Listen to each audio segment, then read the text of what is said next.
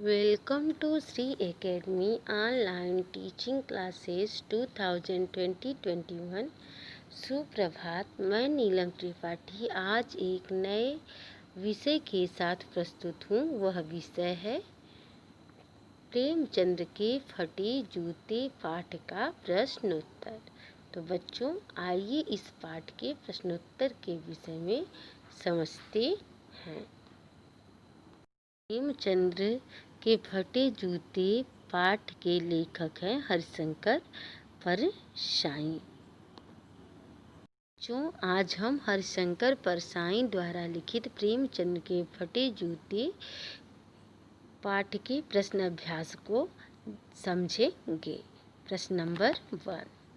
हरिशंकर परसाई ने प्रेमचंद्र का जो शब्द चित्र हमारे सामने प्रस्तुत किया है उससे प्रेमचंद्र के व्यक्तित्व की कौन सी विशेषताएं उभर कर आती हैं? उत्तर। प्रेमचंद्र के व्यक्तित्व की निम्नलिखित विशेषताएं हैं। फर्स्ट, प्रेमचंद गांधी जी की तरह सादा जीवन जीते थे।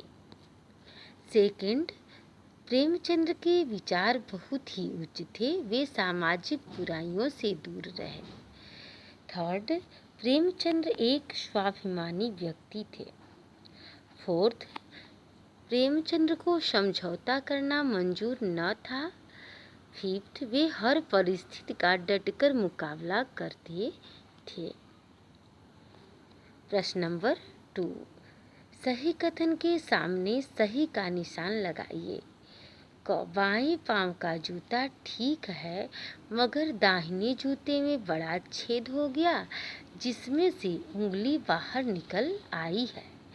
ख, लोग तो इत्र चुपड़कर फोटो खिंचाते हैं जिससे फोटो में खुशबू आ जाए।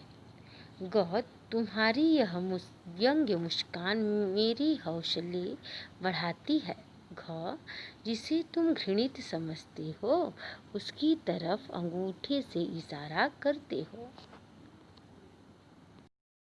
लोग तो इत्र चुपड़कर फोटो खिंचाते हैं जिससे फोटो में खुशबू आ जाए। यह उत्तर सही है।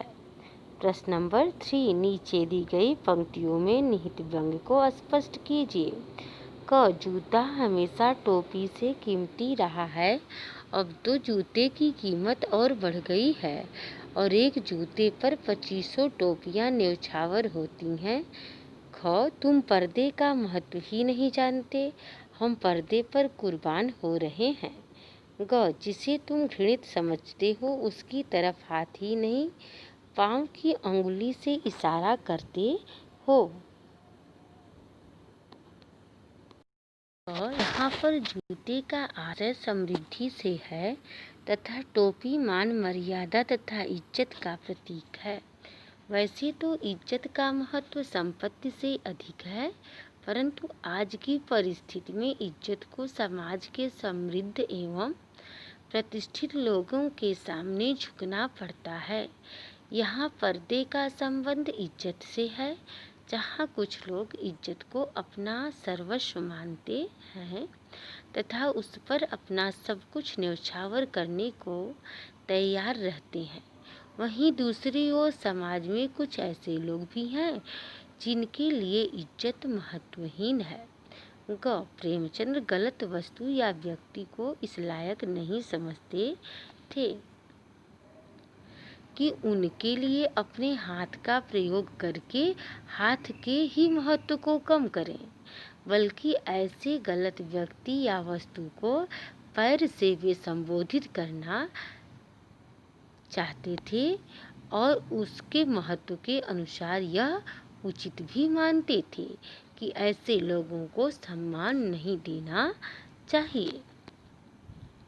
प्रश्न नंबर 4। पाठ में एक जगह लेखक सोचता है कि फोटो खिंचाने की अगर वह पोशाक है तो पहनने की कैसी होगी, लेकिन अगले ही पल वह विचार बदलता है कि नहीं, इस आदमी की अलग अलग पोशाकें नहीं होगी। आपके अनुसार इस संदर्भ में प्रेमचंद्र के बारे में लेखक के विचार बदलने की क्या वजहें हो सकती हैं? उत्तर, लोग प्रायः ऐसा करते हैं कि दैनिक जीवन में साधारण कपड़ों का प्रयोग करते हैं और विशेष अवसर पर अच्छे कपड़ों का। लेखक ने पहले सोचा प्रेमचंद खास मौके पर इतने साधारण हैं, तो साधारण मौके पर ये कैसे रहते होंगे, इससे भी अधिक साधारण होते होंगे। परंतु फिर लेखक को लगा कि प्रेमचंद का व्यक्तित्व दिखावे की दुनिया से परा है, वह हर जगह एक जैसे ही रहते हैं। प्रश्न नंबर 5, आपने यह व्यंग्य पढ़ा, इसे पढ़कर आपको लेखक की कौन सी बात आकर्षित करती है? उत्तर, लेखक एक स्पष्ट वक्ता है।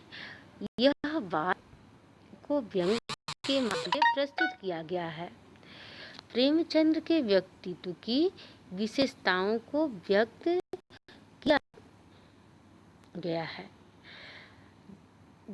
तथा जिन उदाहरणों का प्रयोग किया गया है वे व्यंग्य को और भी आकर्षक बनाते हैं। कड़वी से कड़वी बातों को अत्यंत सरलता से व्यक्त किया गया है। यहाँ अप्रत्यक्ष रूप से समाज के दोषों पर व्यंग किया गया है। प्रश्न नंबर 6, पाठ में टीले शब्द का प्रयोग किन संदर्भों को इंगित करने के लिए किया गया होगा? उत्तर, टीला रास्ते की रुकावट का प्रतीक है।